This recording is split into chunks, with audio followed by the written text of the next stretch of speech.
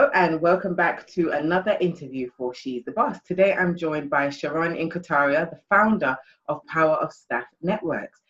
Hi Cherron, thanks for joining us today. Thank you, you're welcome. I'm excited to be here today.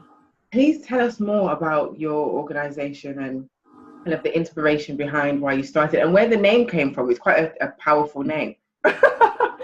Well, how it got started is because I had a great experience of working with staff networks. And for those who don't know what staff networks are, it's where groups of people in organizations that share an affinity coalesce with the aim of supporting each other and trying to engender change for their target group. So for example, women may come together because they've seen there's a culture issue around how women are treated in the organization in terms of their progression. The same could apply for people with disabilities, people from a Black, Asian or minority ethnic background, and so on. So it's where groups of people who feel they're very much in the minority and the culture, the processes, the systems of the business aren't allowing them to progress. So employee networks are a vehicle for them to come together to support each other, but also to unify and bring change for the organization. So as a former civil servant, I spent a lot of time involved in staff networks, not a lot of time, but I was involved in networks. And the last experience that I had was so moving. It touched me on such a level because of what we achieved and what I saw could happen, that I realized that we had a powerful thing. And so when I left the civil service, I thought, I'd really like to carry on doing that in some way. And I thought if ever I was to do anything, I would call it the Power of Staff Networks, because that's what I experienced and that's what I witnessed. So that's a quick trot through about how it got started. So, yeah. And how long were you working as a civil servant before you took the leap and decided to go it alone? Wow, I was in the civil service for 20 years. So I started as a teenager. And I literally grew up in the civil service, and there came a point about 6 years ago when I thought, I love the civil service and I would never tell anyone not to work there. I think you've got great opportunities, but I realized that the civil service didn't love me as much, and they weren't recognizing my talent in the way that could promote me. They saw me as a safe pair of hands, but not safe enough to elevate me into a position of true leadership. And so I decided that I was going to leave the service, and it was almost like getting a divorce, really. And there was a lot of feelings and emotions attached to that, but I don't regret it for 1 minute. But yes, I had a great time in the service, but it came a point where I had to make that decision and either stay and become really jaded and upset and bitter and twisted, or take a leap of faith and start something that I could really enjoy and have an impact in. And why did you take the decision to start something as opposed to simply just finding another job? Well, it's a really good question. And I wish I could tell you that I had this grand plan. I want to be my own boss. I want to start my own business. No, that wasn't even on the radar. I thought, I'm going to take some time out, think about what I want to do for me. I was going to invest in my spiritual health, my mental health, my education. I really wanted to think about how I can invest in me. And so I did some work with some young people in schools, but at the back of my mind, I always wanted to help groups of people achieve, their true potential in organizations through networks. So I decided through some encouragement to write a book about how networks can be, have a real impact. And I thought, okay, once I've written the book, then I can go and get a job. That was the plan. And so I wrote the book, launched the book, and it went down very well. And so I thought, okay, it's time for me to start looking for a job now because, we need to pay bills and so on. But then people started contacting me and saying, can you come and talk to us about the book?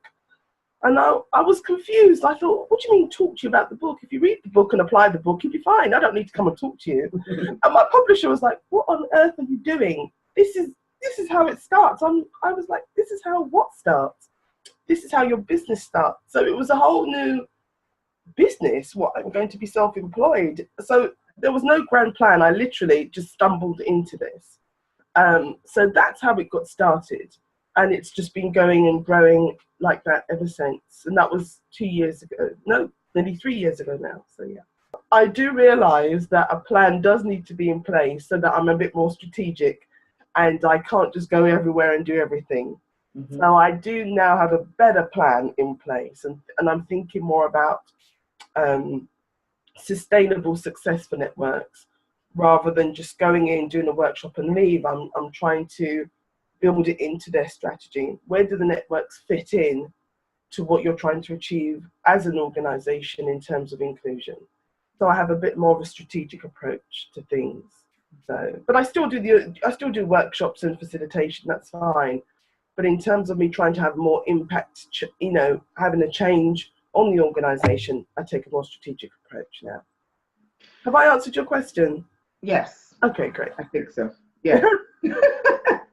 So it snowballed and you were being invited in. How did you set the pricing? Because this is something that when you've never run a business before, it can be very, very difficult. People ask you to do something and you're so happy that somebody asked that you do it for free. And I've had a lot of people come to me and say, well, where do I pick the pricing from? So how did you work that out? It's a good point, actually, because I was doing stuff for free because I was so honoured and excited that people wanted me to come and talk to them in the first place. I was like, yay, I can do this. But I took some advice from my publisher and a couple of other people who I'd met who'd been in this game far longer and had much more experience. And I kind of listened to what they've said and thought, well, where am I in the scheme of things? So it's about understanding your worth and your value and the content and the IP that you have. And so I just really just came up with a figure based on what I've learned from other people. So I'm not, I don't charge a ridiculous amount, but then I can't be so cheap either. I do need to make sure that I understand the value of what I'm offering and make sure others understand the value of what I'm offering. So it's for someone who's a public servant by nature, it's difficult for you to adopt, or for me to adopt, that entrepreneurial outlook and come up with a pricing strategy. It's something I did struggle with, but I'm there now. I'm okay with it now. And how did you get to that point? Like, did you feel uncomfortable? Well, you kind of said you did, but how uncomfortable was it? It was really uncomfortable. I mean, I remember writing something. Someone said, oh, how much do you charge? And I was about to send them an email with the price of, oh, I can't charge that. It's just far too much. And then I would not say, I would change the email, or I would leave it and said, well, that's not a deal breaker. I can change it. And then I thought, what am I doing? I was almost talking myself out of a fee. Mm-hmm. So I did go backwards and forwards. And now I just thought, but we grow and we learn and we understand things. And I just said, look, this is it. This is how much I'm going to charge. And if they don't want to pay me that, then they obviously don't think I'm worth that. And that's something I'll have to, deal with. But, I do try and be flexible. If it's a charity, I try and adjust my prices accordingly. So I do try and be a little bit flexible. And I'm not saying if you're not going to pay me this and that's that. I do understand people like to negotiate. But it took me a while to get into that rhythm, to be honest with you, Daniela. It really did. I was like, oh, my goodness. But, yeah. I'm kind of with it now. I go with the flow now. I'm good with it. It's taken me a while. This is possibly could be a difficult question to ask, but I think it would be interesting. Do you think that uncomfortability had anything to do with the fact that you're a woman? Do you think you would have felt as uncomfortable if you were a male going into business? Absolutely not. If I was a man, and this is some of the people I spoke to were men, and their approach is completely different. They just don't waver. They said, this is how much I charge, that's it, end of. And they have a very direct and focused view about money. Mm-hmm. And I think, firstly, my background as a public servant, 1. 2, it's just not in my nature to charge people for things.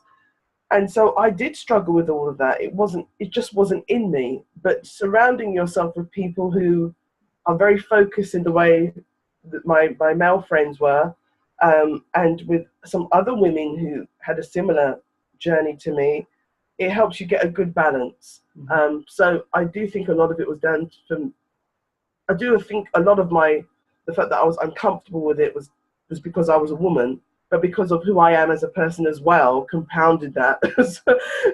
So yeah, but it was interesting to see the difference between the man my male friends and my female friends and how they approach things. It was very, very interesting. And how supportive or unsupportive, whatever the case may be, were the people around you? Because obviously you had quite a stable, long-term job. So for you to kind of quit and say, I'm going to go down this direction, how did the people around you respond? Well, my husband was fantastic, and he always has been. He's my best friend and he's my greatest supporter. But to be honest with you, the person I was dreading telling that I was leaving the service was my mum. As grown as I am, I was thinking, oh my goodness, how am I going to break this news to my mum? Because she, she's of that generation where, if you've got a good job in government, that's a good job. You hold on to that until you retire. And for me to explain to her that, I wasn't feeling loved. And anyway, I eventually told her, but that's to one side. I'm very fortunate to have a good supportive circle. Mm-hmm. I think sometimes when people are used to seeing you in one particular way, or they just know you from one particular area, it can be difficult for people to get comfortable with you emerging into your new self, as it were. Mm-hmm. So the dynamics changed with some people because they were still doing what they did before, and that's fine. But for me, it wasn't sufficient. So they witnessed me challenge myself. They witnessed me change who I was, both physically as well as in my career. Mm-hmm. And for some, it can present a bit of a challenge. Mm-hmm. And I think that's just normal. When someone in a particular way grows and changes, it sometimes challenges us to think, okay, what am I doing? Mm-hmm. But that aside, I did have a very supportive circle. I still do. Some people have relationships have evolved. Others have come to an end, and new people have come in. And that's just part of life. That's just how it goes. And we still grow from that. So it's been an really interesting couple of years for me. So personally as well as professionally. So have I answered that? Oh yeah. Sorry. It's a good answer. What would you say has been the highest point and I guess in contrast the lowest point of the journey so far? Oh, there's so many highs. Okay, so I guess the lowest point, let me start with the lowest point. For me, the lowest point was connected to the fact that I was saying goodbye to some relationships. Yeah, I was saying goodbye to them, literally saying goodbye to them because our paths are just going in different directions. So that was quite low because I was used to certain people being around me. Mm-hmm. And it was low because I thought, well, what am I going to do now? If you're used to having a set group of people around you and they're not there anymore, it can be quite frightening. Mm-hmm. But then what that does force you to do is like, okay, am I just going to give up? What am I going to do now? So they're not there. What are you going to do? And it forces you to really think about, okay, what is it you're trying to achieve here? And if no one else is helping you, are you still going to do it? And for me, the answer was yes. So the low point turned into quite a lesson for me. Mm-hmm. And I just had to get out of my own way. I had to just change my mindset and get out of my own way, because we can talk ourselves out of doing a lot of things. And so I was conscious that I was doing that a lot. So I just said, let me get out of my own way and give myself permission just to surge ahead and just put it out there. Mm-hmm. So because of that, I now thought, right, let's just go for it. So for me, the highest point was launching a national campaign called the National Day for Staff Networks, which was launched last year. And the reason why it was such a high point is not because it's a national campaign, but it's evidence that I gave myself permission to think big and just go for it. And when I shared that idea with some people, a couple of people were like eyes rolling, like, really? Come on now, you can only take this network thing so far. A little bit of laughing, that really kind of fake encouragement. Oh, oh yeah, I'm sure that'd be great. It's not going to work, is it? It's that, that kind of thing. Yeah. But I did have some people say, no, it's a great idea, go for it. So I decided to just park the naysayers, ignore the naysayers, and just go for it. And I'm so glad I did. So that was a high point for me. And it taught me the fact that, no matter how big you think something is, you can just go for it. Mm-hmm. You just go for it, especially if no one else has done it before. You're still going to be a pioneer regardless. So, yeah, that was the high and low point to me. I really love that in a lot of these interviews, the individuals that I am interviewing make mention of a part of the branding of my company. So you said, think big. Think big is part of our motto. Think big. Oh, really? Oh, wow. Okay. So it's making me feel like I'm onto something here, because they're recurring statements that are being made in these interviews. So networks.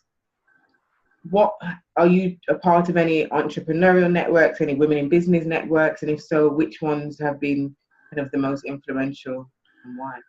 That's really interesting, actually, because I'm not formally a part of any network as such. I do lots of things online. So you have lots of online forums where you can discuss and just throw something out there and get lots of ideas. I kind of like that approach. Mm-hmm. But I am trying to do more networking. Mm-hmm. It's something I've had to really think about why I'm doing networking, because people think, oh, networking is just collecting lots of business cards. That's not networking. That's just collecting lots of business cards. So I'm really much about how can I help this person do what they want to do, and eventually something will be reciprocated. So I'm very much about helping others, but I'm not formally a member of any particular network, although that may change this year. I'll have to think about that. And do you find that you ever get lonely? And I guess you went from being in the civil service, and I assume then you had lots of colleagues around you, but then going it alone and I guess being quite isolated. How have you overcome that, especially if you're not part of any formal networks? Yes, in answer, it can be quite lonely. But I do still, although I'm not formally a member of network, I do have a group of people that I see on a regular basis. Mm-hmm. And we challenge each other, we encourage each other, because we're all in very similar positions where we're just trying to chisel out a new career for ourselves, or trying to make a difference in our own unique way. And so we understand some of the challenges that we are going through, and the loneliness, this horrible cycle of finances, waiting to be paid and all of this stuff. So we encourage each other that way. So I wouldn't say, although I'm doing this on my own, I'm not lonely. Mm-hmm. There are people I can call and say, oh, I'm having a really bad day, and vice versa. And we can just encourage each other. Mm-hmm. And I think it's just about remaining positive and reminding ourselves why we're doing this. Mm-hmm. The minute we start to lose sight of that, then I think it's a bit of a downward spiral, to be honest. So, yeah, I'm very fortunate to have a still strong connection with people, and they're encouraging me and supporting me and challenging me. And hopefully I'm doing the same to them. If you could go back to yourself 3 years ago at the start of the journey and give yourself some advice, what would you tell yourself? Get out of your way. Just get out of the way. Okay. I love how quickly you answered. Yeah, because it's interesting when you look back. I could just literally, I could see myself. I remember how I felt. I was like, oh, this can't be me. They can't be wanting me to come and speak to them. Do you know what I mean? It's just ridiculous. Even though I had written this book, on my laptop in various parts around London, various coffee shops in the British Library, I'd sat down and poured my heart and soul into writing this book. I still found it difficult to believe that people would A, want to buy it and read it, and B, would want me to come and talk to them, and C, I would carve out a business. So I would tell myself, Cherron, get out of the damn way and just go with the flow. You can do this. You've got this. So yeah, that's it. So I guess what you're describing there is imposter syndrome, and that's something that I've spoken to quite a few women about, and something that I myself experienced, especially in the early days of my career. How do you you kind of explain how you became confident with yourself. But if you had 3 pieces of advice to somebody that's starting their journey and they were kind of unsure and lacking confidence and feeling, I guess, like an imposter despite their credentials, their qualifications, their experience, what advice would you give to them? I think my advice to someone starting off or uncertain about starting off is, number one is the why. Why do you want to do this? What is it about this particular business that causes you to think you're the person to do it? And, you know, how does it align with your values and who you are? So be very clear about the why, because when those turbulent times come, it can cause you to feel a little bit like you're on shaky ground. But if you're resolute as to why you're doing this and what you're hoping to achieve, what's the big vision here? What is it you're trying to do? And just keep hold of that. So just be clear about what it is. What will happen in your environment as a result of what you're trying to do, basically. That's number one. Number two, surround yourself with people who will challenge you, who want the best for you and also want the best from you. So people who will not allow you to be lazy, who will not allow you to, do things with integrity. People who are really going to hold you accountable. So surround yourself with a good group of people. And the third thing I would say is just give yourself permission to go for it. Just give yourself permission. You know, we all have our unique ways of doing things. You know, I know some people have said, oh, I'd really like to do this, but someone else is doing that. And I'm thinking, if you think about the number of restaurants we have and the number of sports shops we have, they don't care that there's another one down the road. They just go for it.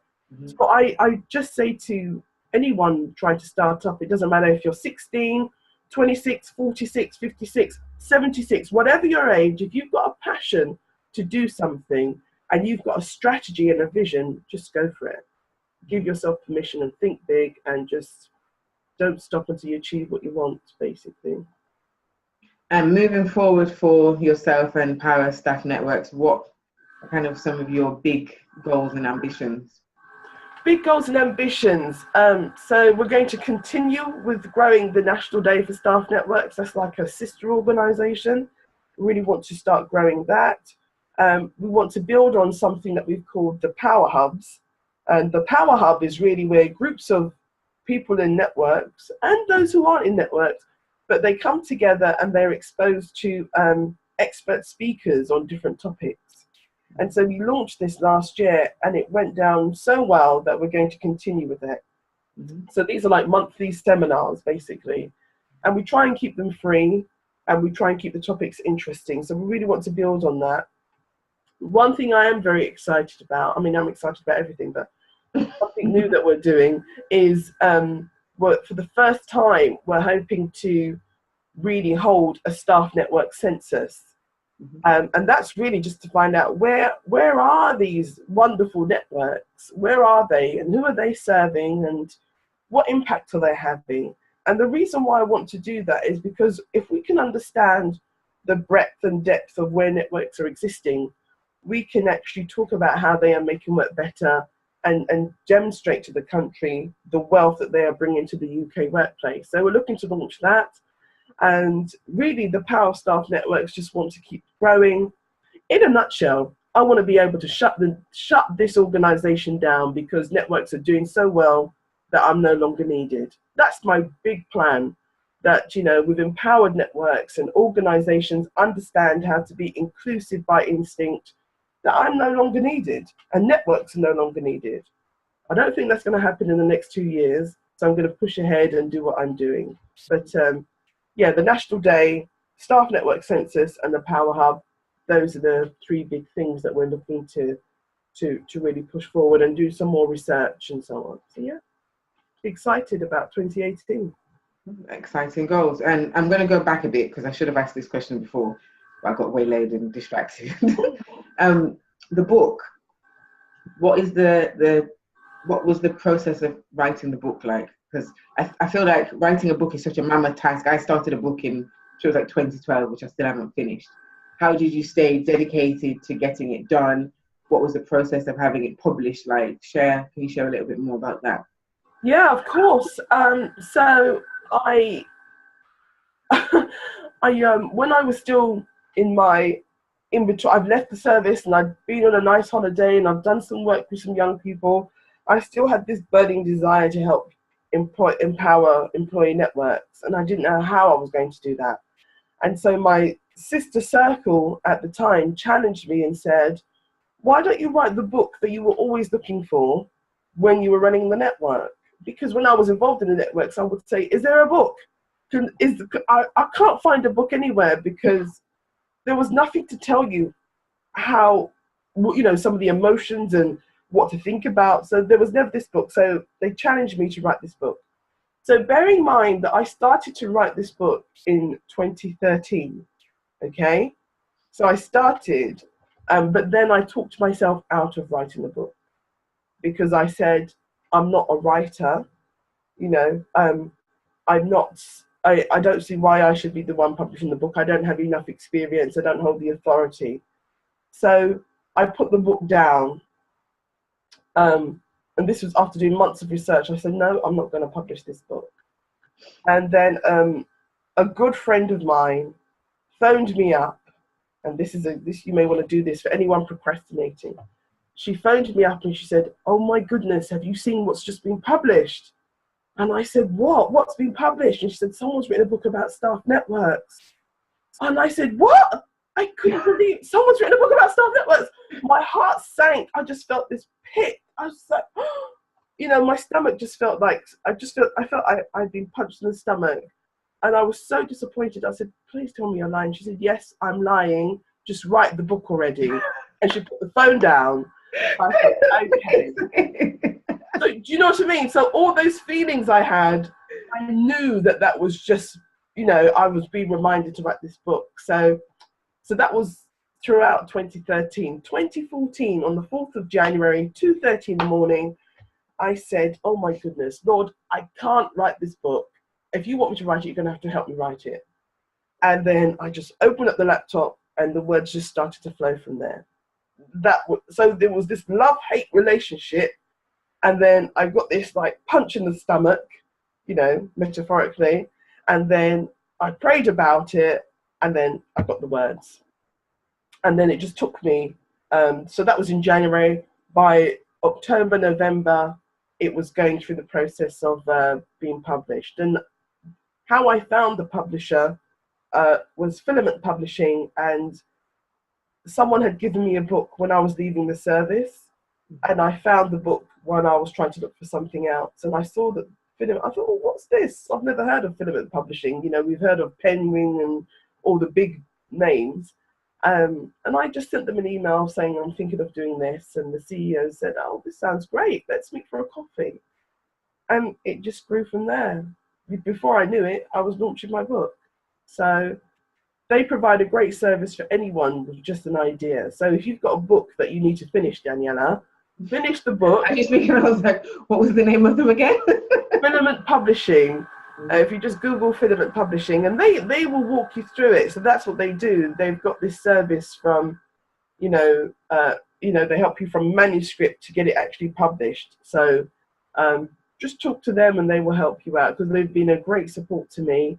And they've been encouraging me from my, oh, I can't do this, to, yeah, I'm doing this now. So yeah, that's how it started. Yeah. Awesome. Well, if anybody wants to find out more about the Power of Staff Networks, about the book, about yourself, where can they go for more information? Okay, so the book and everything about me is on the website, which is www.thepowerofstaffnetworks.co.uk. I'm also on Twitter, POS Networks, sorry. So Power of Staff Networks, POS Networks. And I'm also on LinkedIn under my own name, Cherron Inko-Tariah. But yeah, all over social media. So yeah, just get in touch. And I love meeting for coffees and slices of cake and having a good old chat about networks and how I can help. So yeah, it's all good. Okay. Well, thank you so much for your time. Really enjoyed talking to you and finding out more about yourself. And Please, if you haven't already done so and you're watching and you've enjoyed this, please click the like button. Please leave your comments and let us know what you thought of this video. And please subscribe to the channel to see more wonderful interviews with women in business. Thanks for watching.